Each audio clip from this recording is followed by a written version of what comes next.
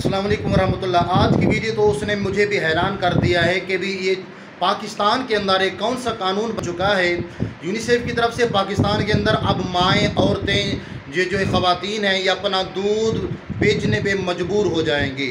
अपना दूध बेचकर ये यूनिसेफ के अंदर ये जमा करवाएंगी, पैसे लेंगी, रकम वसूल करेंगी और वही दूध उन बच्चों को पिलाया जाएगा जिनके माएँ नहीं है या जिनकी माँओं का दूध नहीं है। अब बहन भाइयों से जब वो बड़े हो जाएंगे बच्चे, अब बहन भाइयों से शादी करेंगे, पता नहीं चलेगा कि कौन किसने किस माँ का, किस औरत का, किस खातून का दूध पिया है। ये वीडियो सुन के इसको शेयर लाजिम कीजिएगा, आपके ऊपर फ़र्ज़ ऐन बन चुका है वीडियो को शेयर करना। पहले ये वीडियो प्रूफ के साथ सुने कि पाकिस्तान के अंदर कौन सा कानून बन गया है और इस कानून के बारे में आप क्या कहते हैं।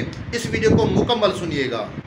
पाकिस्तान में अब औरतें अपना दूध बैंक में जमा करवाएंगी। कोई औरत अपना दूध बेचेगी तो कोई अपनी खुशी से मुफ्त में डोनेट करेगी। क्या ये सब शरई तौर पे जायज है या नाजायज और इसके क्या असरात मुरत्तब होंगे? और अगर ये मिल्क बैंक पाकिस्तान के हर बड़े शहर तक फैल गए तो क्या भाई बहन आपस में शादियां करेंगे? नाजरीन, आप सभी लोग इसको किस नजर से देखते हैं कमेंट्स में जरूर बताइएगा। नाजरीन इकराम, अब पाकिस्तान में माएँ अपना दूध दुकान पर जाकर जमा करवाएंगी। नाजरीन, पाकिस्तान में जिद्दत और इंसानी हमदर्दी के नाम पर आए रोज नए से नए फितने सर उठा रहे हैं और हमारी भोली भाली अवाम मीठी मीठी बातों में आकर इस्लाम से कोसों दूर निकलती चली जा रही है। ऐसा ही एक नया फितना सिंध के शहर कराची में आलमी इदारे यूनिसेफ के तावन से शुरू हुआ है, जहां सरकारी अस्पताल में पाकिस्तान का पहला मिल्क बैंक बनाया गया है और जिसका बाकायदा तौर पर इफ्तिताह भी कर दिया गया है, जहां माएँ जाकर अपना इंसानी दूध जमा करवाएंगी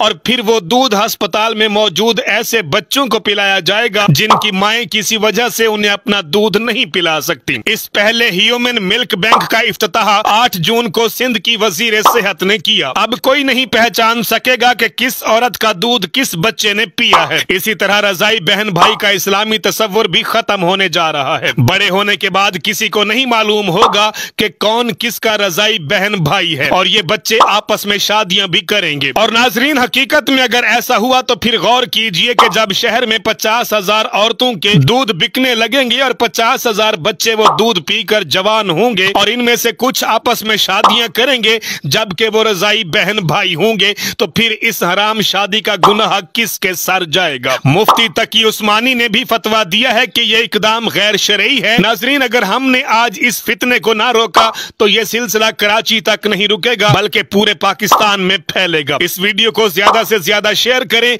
और इस फितने को रोकने में अपना अहम किरदार अदा करें। काशी बलोच को इजाजत दीजिए। अल्लाह हाफिज। पाकिस्तान हमेशा जिंदाबाद।